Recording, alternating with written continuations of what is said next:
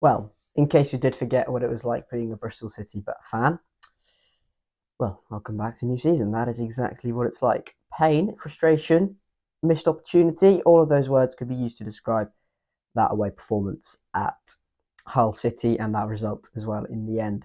It finished at the MKM, Hull City 1, Bristol City 1 on opening day, and a real missed opportunity, as I said, from a Bristol City perspective, to not go there and take all 3 points. And yeah, just a real sense of what could have been on opening day. And we are still winless on opening day since 2020, 2021, since opening day victory against Coventry that day. Bristol City kind of lined up reasonably similar to how I expected it to, but a few personnel changes in there. It was a back four with Max in goal, Tanner, Viner, Dicky Pring. That was what we expected it to be. In midfield, it was a double pivot of Jason Knight and Joe Williams. So Knight was not playing as a number 10, and Max Bird is not in that double pivot, but Max Bird was in the team and he was playing as the number 10, and he played quite well, I thought.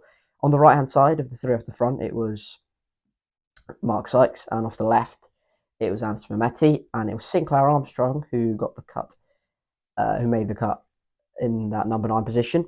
For Hull City, it was Ivor Pandon making his professional debut, Matty Jacobs, Sean McLaughlin, Alfie Jones, Louis Coyle, Javi Simmons, Regan Slater, Marvin Melhem, who made his debut as well, Ryan Giles, Abdulkader Umar, and Oscar Estupinan up top. Bristol City for the first half of the game played relatively well. Thought we dominated for a lot of it. Hull had a few really good chances. Oscar Estupinan forced a point blank save from Max O'Leary. They were quite good down the left hand side. They were quite good on the when they got in the attacking regions. They were quite good and looked quite threatening. But Bristol City's press was really outstanding, and we thought we didn't allow Hull to play out from the back very easily and play through the thirds and get out wide and to Giles and Amur easily. And we allowed, we really gave ourselves a shot in terms of getting the ball high up the pitch. And Sinclair Armstrong and Max Bird were kind of orchestrating that press up top, and I thought they did it really well.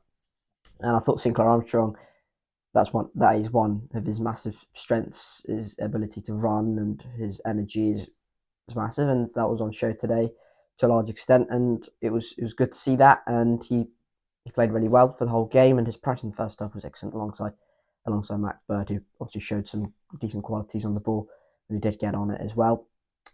I thought our defence was fairly untroubled. As I said, Ryan Giles was a bit of a threat down the left hand side. Just don't think we got tight enough to him. George Tanner, the right back, I think he kind of treated Ryan Giles as a winger, which he was playing as, but Ryan Giles is by trade and has been playing as a left wing back and as a left back for most of his career. So if he goes at him a little bit more, and Ryan Giles still beats him, well, then Ryan Giles is just too good for him. But you know what I mean? Just get to him a little bit more. He's not a winger by trade, and didn't allow that to happen. Had a really good few chances in the first half and really good openings, but it was just that final ball that was not there. For example, we were 3-on-2 at one point with Sykes and Mehmeti and Armstrong.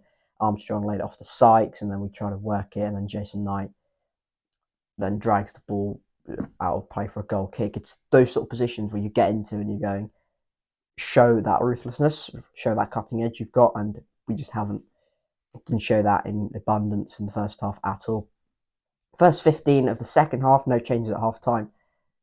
Absolutely dominant, even more so than we were in the first half. Absolutely dominant, absolutely brilliant start. Corners, set pieces, we were really good. Max Bird, Joe Williams, and Jason Knight were really orchestrating things in midfield. We were winning the ball back, not allowing Hull to play like we were in the first half. So same as how we were same as how it was in terms of press wise. Armstrong was playing really well. Mehmeti was getting more involved in the game. Pring was bombing on and showing some real qualities as well.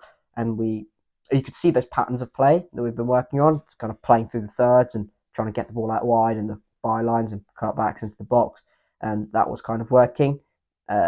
Again, no cutting edge. But on 64, Fally Mayulu comes on for Sinclair Armstrong for his Bristol City debut as well in a professional setup. Naki Wells comes on for Max Bird in that number 10 position, and Sam Bell goes on the left, comes in for Mark Sykes. He goes to the left-hand side, and Mehmeti swapping to the wings.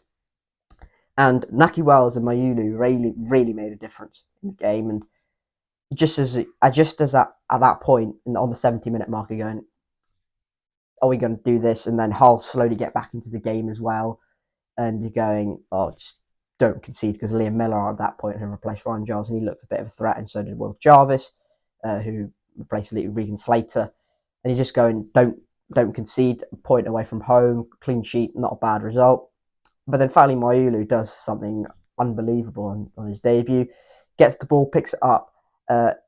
It's kind of in the air, so he flicks it up a little bit, swivels, and hits it right into the far corner past Ivo Pandor. It is a sensational goal from Fani Mayulu, and just a brilliant moment on debut. That's the sort of quality we kind of need in that front line. And Fani Mayulu was excellent when he came on for the half an hour she was on.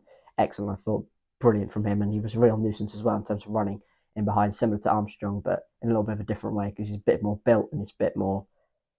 He'll get on top of you there more than Armstrong. Will beat you for pace and power. And then you're expecting, and at that point you're going, right, that's the reward we've needed. We played really well. We probably deserved to win the game. And 6 minutes to go, you have to see the game out. You just have to see the game out in the Championship. Naismith comes on for Mehmeti to kind of help that on 89, and he's going, right, a bit of experience on the pitch, just see the game out. It's a throw-in that goes into the box, and it's just, the ball falls, someone lets it land, lands in the box. Joe Williams kind of needlessly, recklessly goes in with a challenge with Marvin Mehelm, the new signing for Hull. And it's just very reckless, and the referee has to give a penalty in that scenario, and you're just going, it's very soft, but it's also going, it's needless challenge, because Marvin Mehelm in that position is not really going anywhere, and it's just very, very reckless from Williams. And yeah, it's a penalty to Hull. Oscar Estupinan steps up and buries it in the into Max O'Leary's bottom left hand corner. He goes the right way, but it's a very good penalty from Estupinan. And Hull rescue a point on 90+1. Probably shouldn't have, really. I thought we probably were the better side, and probably deserved the win. And yeah, just annoying, just very, very frustrating. And similar problems, and kind of coming out the game going, singular moments again. It's Joe Williams doesn't need to do that. He's experienced enough to know he doesn't need to go for that, because Marvin Mehelm, if he's going to head it back into the box, because that's what he could have really done, because there was going to be pressure around him anyway in that situation, well, that's fine, because one of our midfielders can sweep that up, or one of the defenders can come out and sweep that up. That's not a particularly dangerous situation, even though it is in the box. And it's just really annoying. It's really frustrating. And yeah, 2 points given away, but point on the road to start with, not the worst result in the world. And then you can go into the home games against Millwall and Coventry, who I think both lost on opening day, with a bit more confidence than them, and hopefully, considering we're at home, maybe a little bit more of an advantage there as well. And then we've got Coventry in the League Cup this midweek on Tuesday as well. So, not the worst result in the world, but the manner of the result is very frustrating, very annoying, and very Bristol City. And hopefully, quickly move on, because the Championship is like that. And hopefully we just have to keep going. Just have to keep going, because there are some really positive signs from today, and really some positive stuff. And yeah, I thought we played really well and deserved to win the game. If we play like that most weeks, we'll win most weeks. But yeah, it's annoying, it's frustrating, it's a missed opportunity, and a missed opportunity to start the season off well as well, which is annoying. But yeah, that is it. Thank you very much for watching this video. If you have enjoyed it, hit like. If you haven't already, subscribe to the Harry Short for more Bristol City content in the future, and I will catch you all later very soon. Cheers.